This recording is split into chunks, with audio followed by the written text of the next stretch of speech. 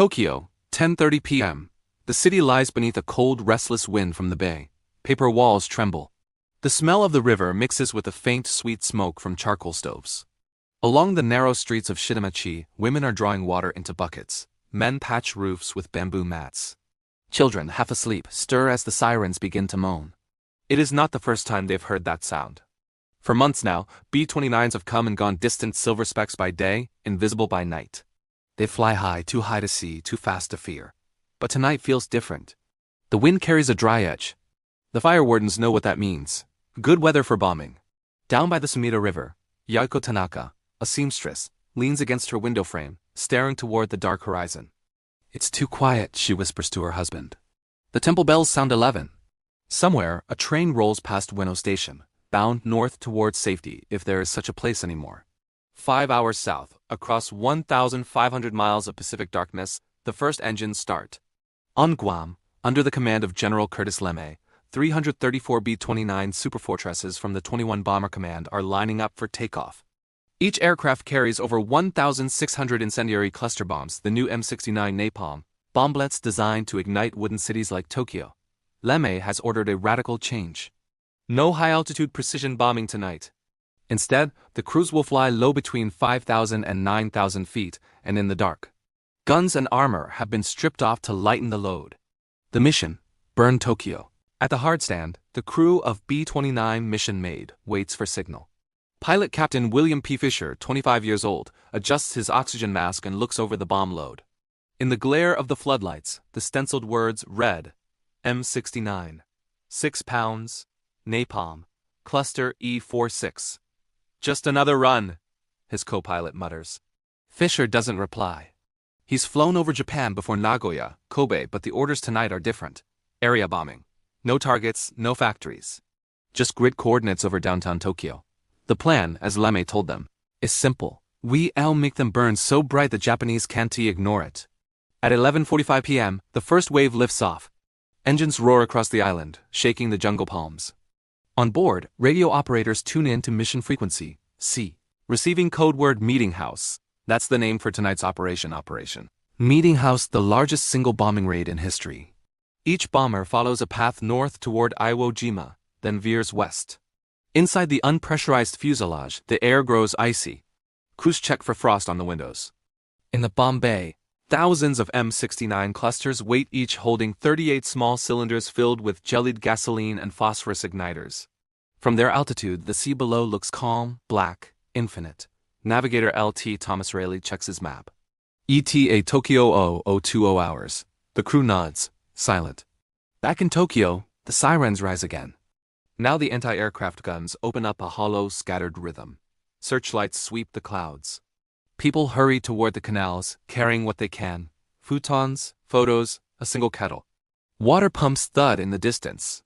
An elderly fire warden calls out, "Don't stay in the shelters. The heat will suffocate you. Keep to the open streets." His voice cracks in the smoke. Above, unseen in the moonless sky, the first pathfinders of the 314th Bomb Wing arrive. Their mission: mark the target area with white phosphorus flares. At 12:08 a.m., the first bombs fall. They tumble silently for seconds. Then the city erupts.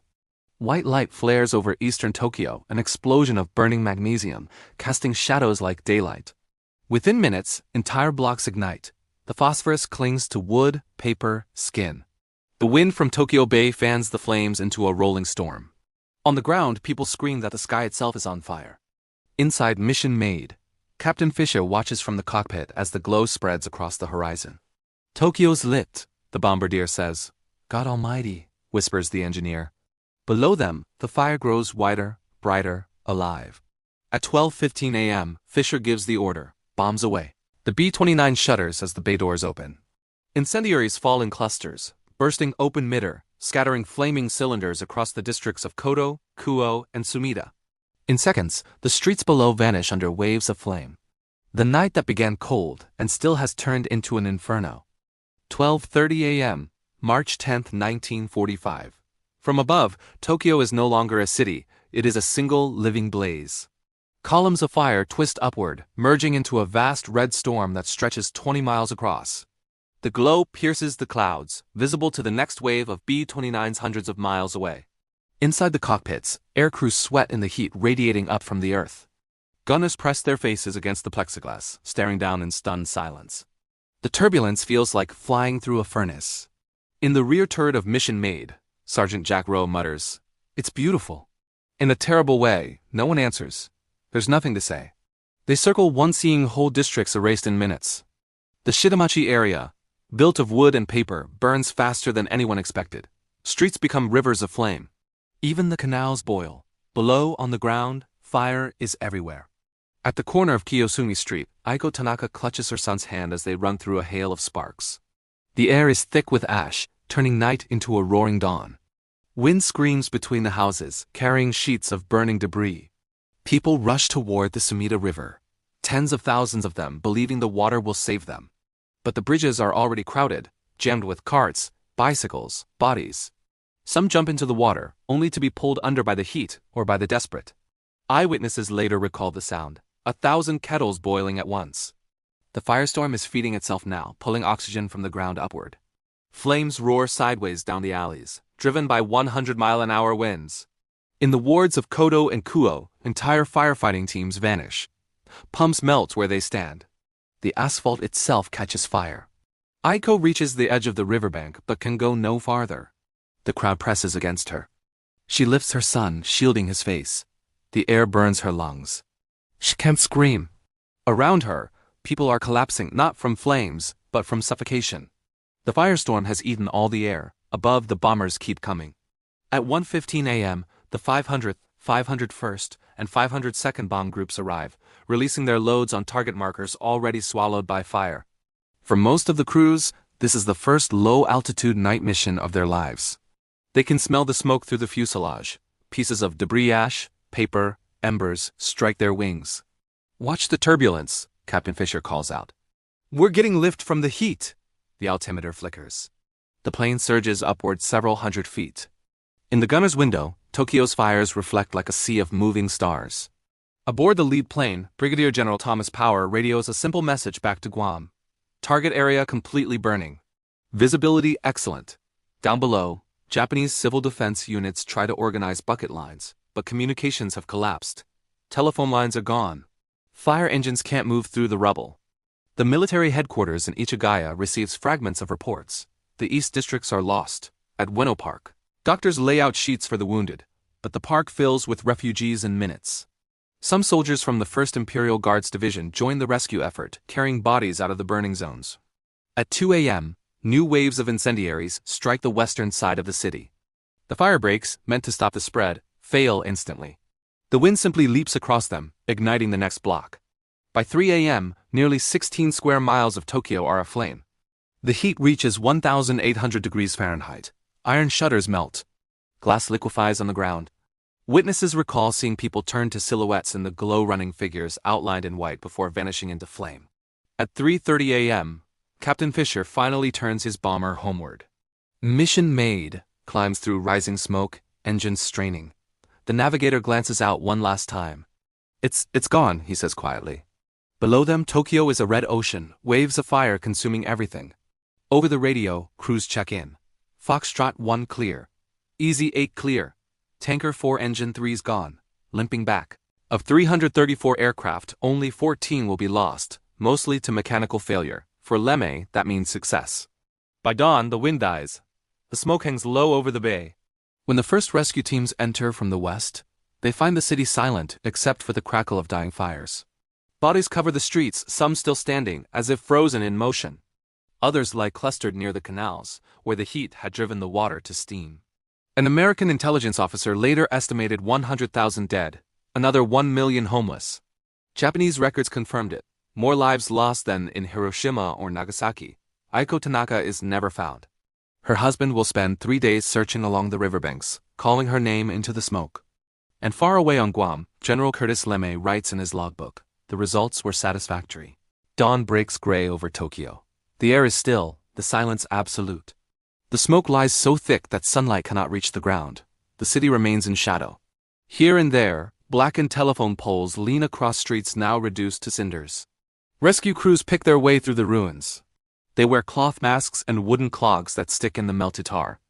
Every few steps, Someone stops to tie a scarf over their face against the smell, a sharp mixture of smoke, oil, and something human. At the Sumida River, the water is covered with ash and burned wood.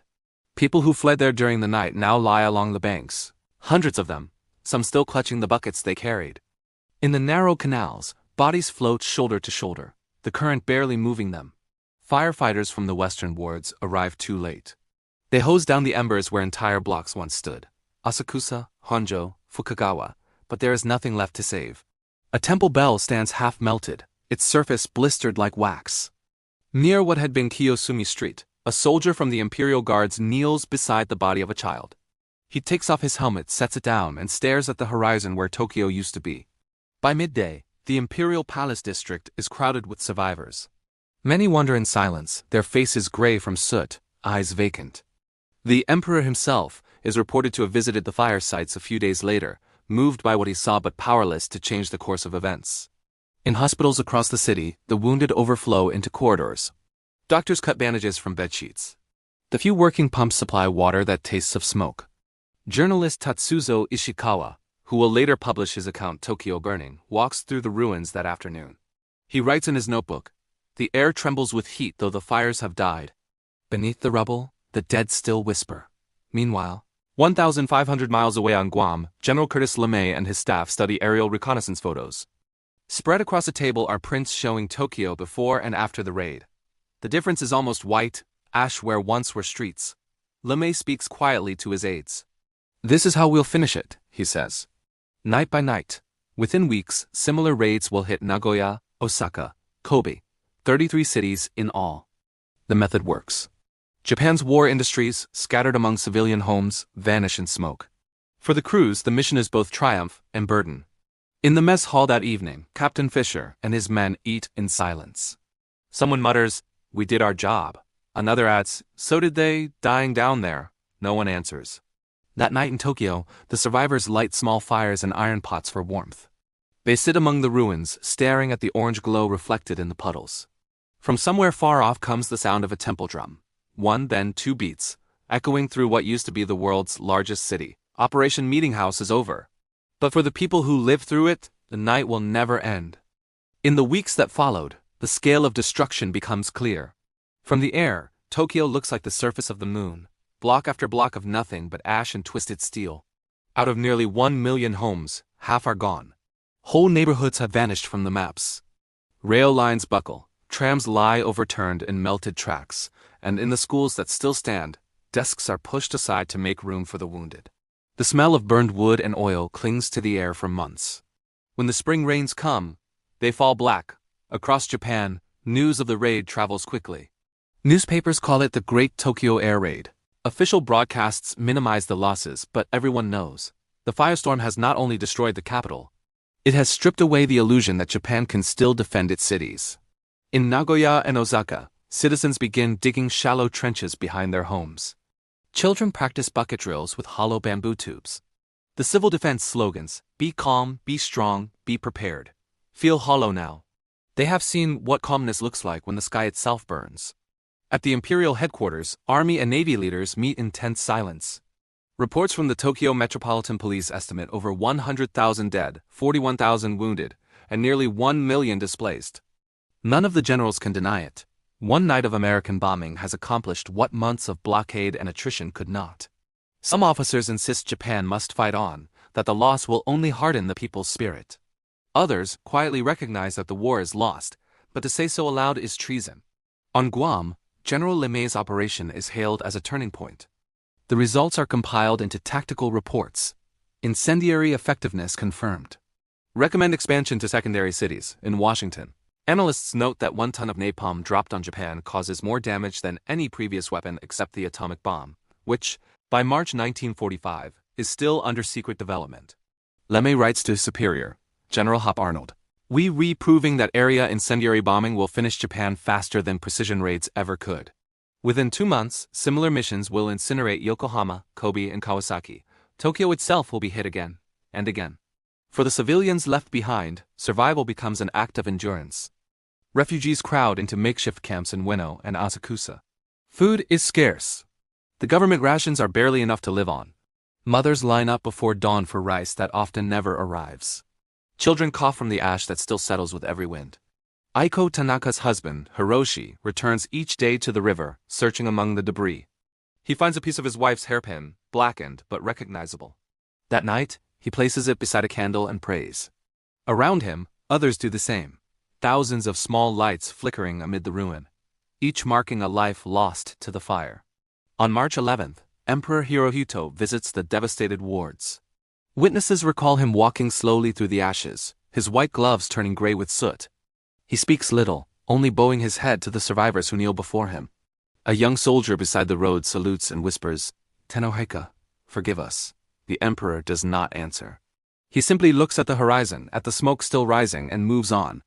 In the United States, newspapers carry photographs of Tokyo burning.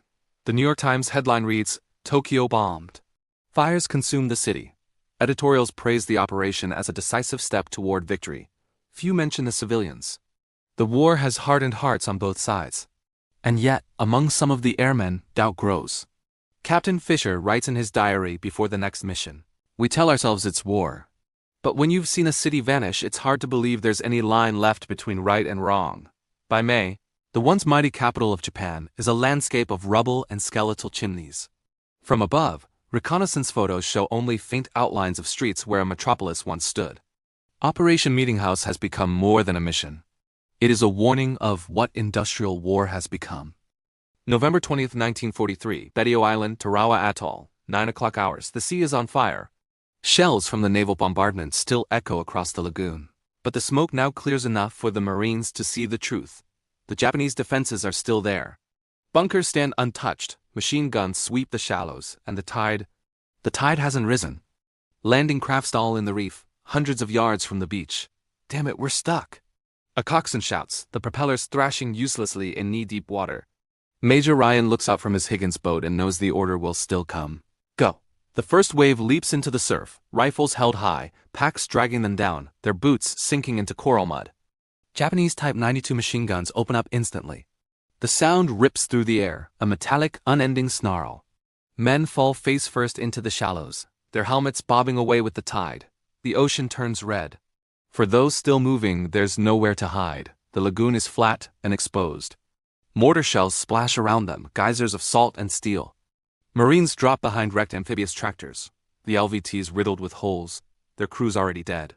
Private First Class Tom Harmon drags himself behind one overturned tractor, gasping, his rifles jammed with sand. He looks up and sees another Marine crawling forward. It's Corporal Alan Hawkins carrying the radio set, bleeding from his shoulder. "Can you reach command?" Harmon yells. Hawkins shakes his head, breath rasping. "Static, all static." On the beach, Red Beach 2, the few who made it find a nightmare. Japanese bunkers built of coconut logs and reinforced concrete. Every approach is covered by interlocking fields of fire. Captain George H. Hall's company huddles behind a shallow sand ridge. He raises his binoculars and sees men still trying to wade in from the reef. Each one is cut down before reaching shore. He mutters to his sergeant, "If we don't take that bunker, we're all dead." The sergeant nods and crawls off with two men, each carrying a satchel charge. They sprint across open sand, explosions everywhere. One man is hit, the other throws the charge into the firing slit. A blinding flash, then silence. The Marines surge forward, finally gaining a few precious yards of ground.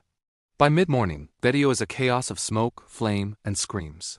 Flamethrower teams crawl toward enemy positions, their tanks clanking. When they open the nozzle, a jet of fire floods the bunker, turning the air orange. One Marine, his face blackened with soot, mutters, "Now they know what hell looks like." But the Japanese do not break. From hidden pillboxes, snipers pick off officers.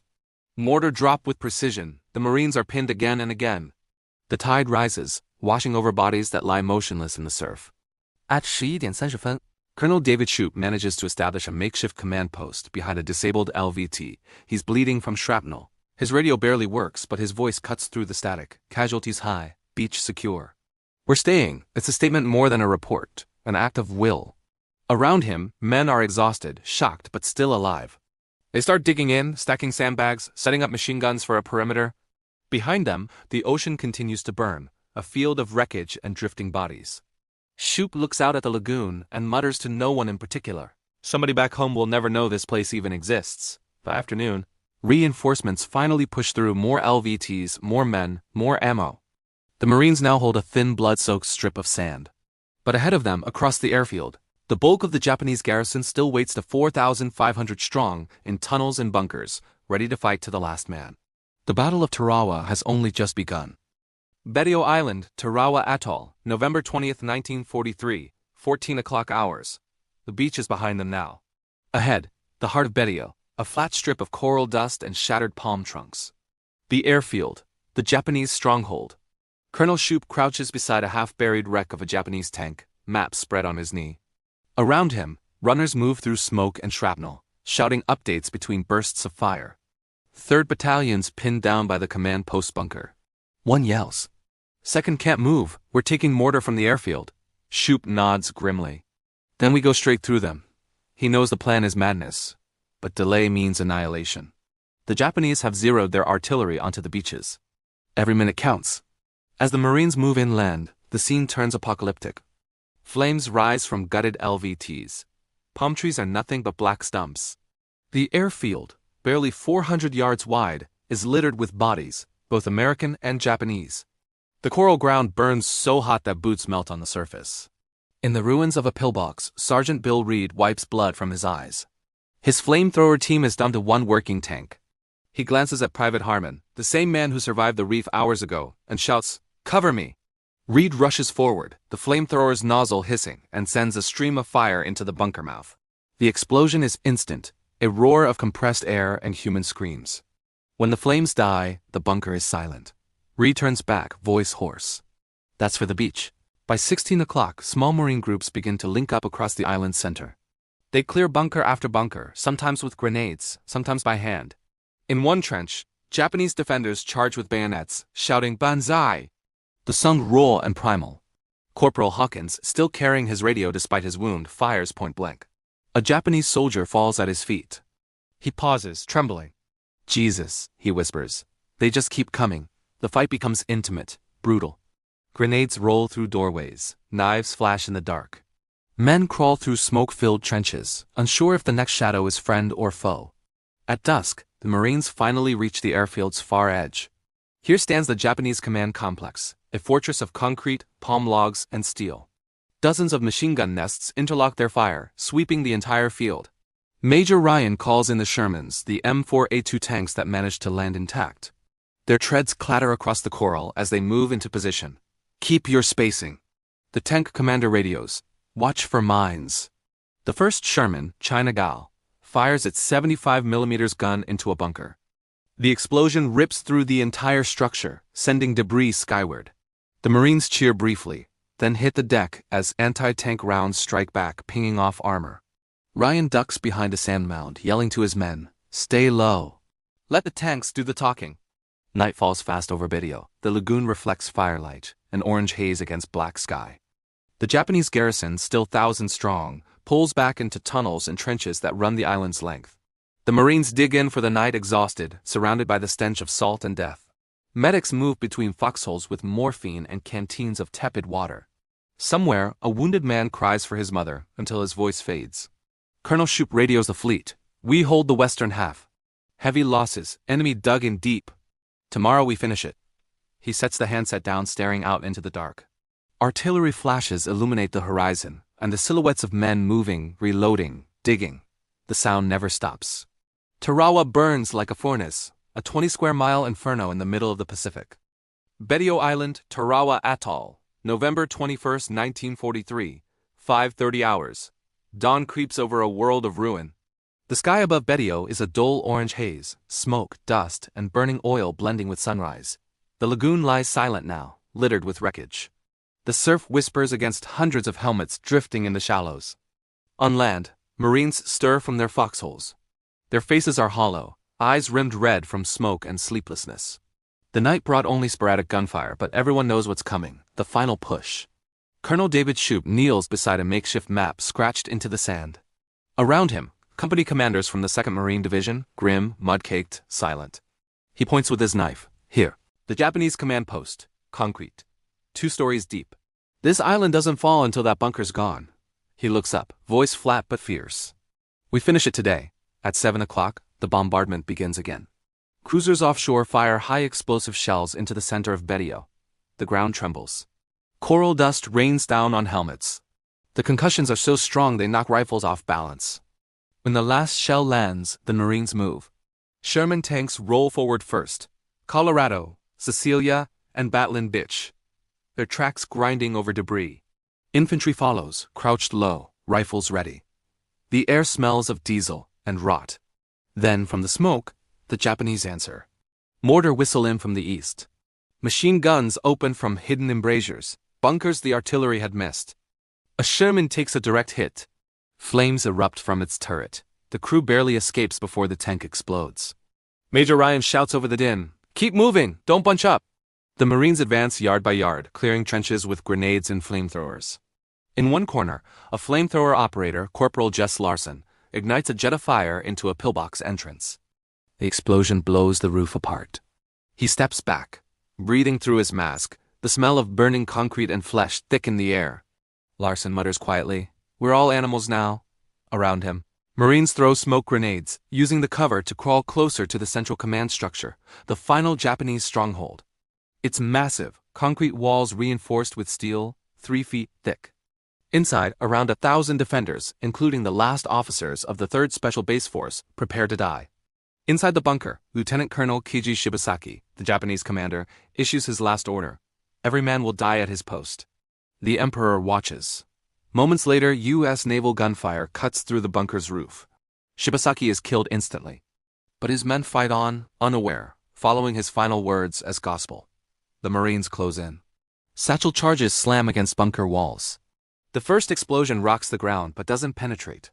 The second, placed in an air vent, cracks the concrete open. From inside comes a torrent of gunfire and smoke.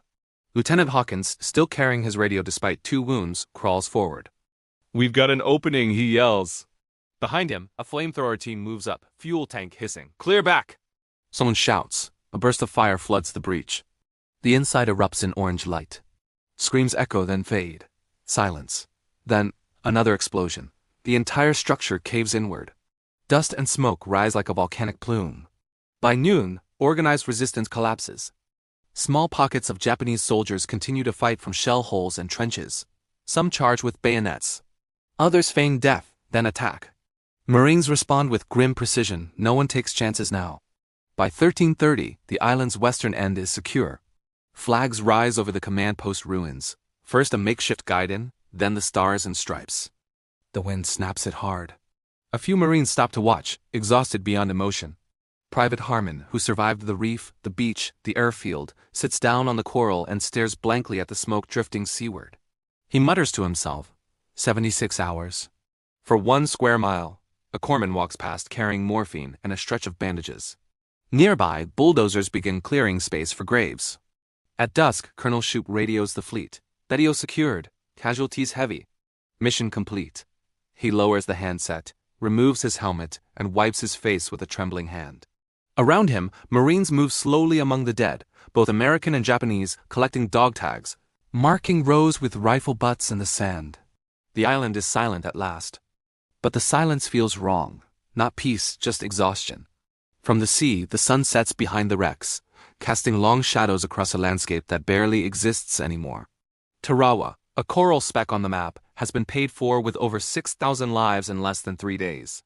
And yet, amid the ashes, one truth hardens in every survivor's heart. They've seen the face of war itself and lived to tell it. Betio Island, November 23, 1943. 3 days after the first wave hit the reef, Tarawa is silent. The smell of death hangs heavy in the air, salt, smoke, and decay. Bulldozers rumble slowly across the coral, pushing sand over hundreds of shallow graves. Wooden markers line the shore, each one painted with a single name, or sometimes just 2 words. Unknown Marine. War correspondents move carefully among the wreckage. Photographer Frank Phelan from the Associated Press kneels beside a burned-out landing craft, adjusting his camera. The scene before him, bodies half submerged in the tide, helmets drifting, palm trees charred to stumps, is unlike anything the American public has ever seen. When Phelan's photographs reach home, they will shock the nation. At Pearl Harbor, Navy staff review the battle reports. The numbers are staggering. 4,690 Japanese dead. 1,696 Americans killed. Over 2,100 wounded.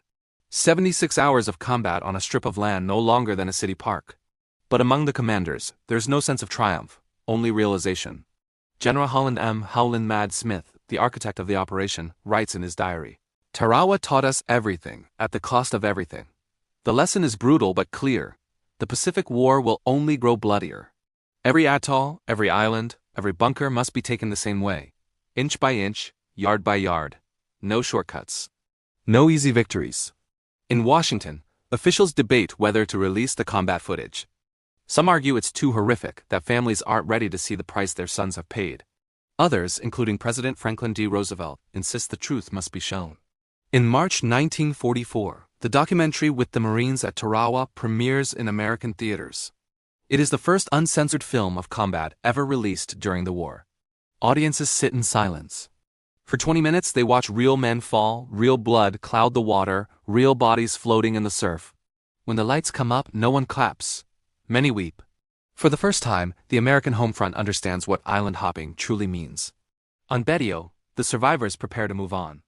Corporal Jess Larson, the flamethrower operator, helps carry the last wounded men to the beach for evacuation. His hands are bandaged, his uniform blackened, his face expressionless. He looks back at the island one last time. A scorched plain of coral and rusting steel. "Doesn't look like victory," he mutters. A Navy chaplain nearby answers softly, "It never does." The sea breeze carries away the smell of smoke. The tide rises again, washing over the wrecks, the foxholes, the helmets. Slowly, the Pacific begins to reclaim Betio. Months later, across the United States, the dead of Tarawa return in small wooden boxes draped with flags. Towns pause as trains pass through, church bells ringing once for each name. Parents and wives stand in silence, reading telegrams that begin with the same line, "The Secretary of the Navy deeply regrets to inform you." For the men who lived, Tarawa never leaves them. They speak of the battle rarely, and when they do, their voices drop, as if words can't hold the memory. Years after the war, historians would call Tarawa a turning point. It proved that even the strongest Japanese defenses could be taken, but at a cost that would haunt every future landing. Saipan, Peleliu, Iwo Jima, Okinawa. The blood spilled on Betio shaped new tactics, new doctrines, and a grim understanding that the Pacific was a war of endurance, not glory. Today, Betio Island still stands, rebuilt, inhabited, alive again. Yet beneath the runways and coconut palms lie thousands of remains, American and Japanese alike, still waiting to be found. Every few years, recovery teams return. They dig carefully in the sand, uncovering dog tags, helmets, bones. Each discovery is handled with reverence, each one a fragment of that 76-hour inferno. As the sun sets over the Pacific, the waves break softly against the reef where it all began. If you stand there long enough, some say you can still hear the echo, the whine of engines, the crash of waves, the shouts of men who charged into fire. Their voices fade with the wind, but their story endures, carved forever into the history of the Pacific War. Tarawa, 1943. A single island. 1,000 heroes. And the day when the ocean burned.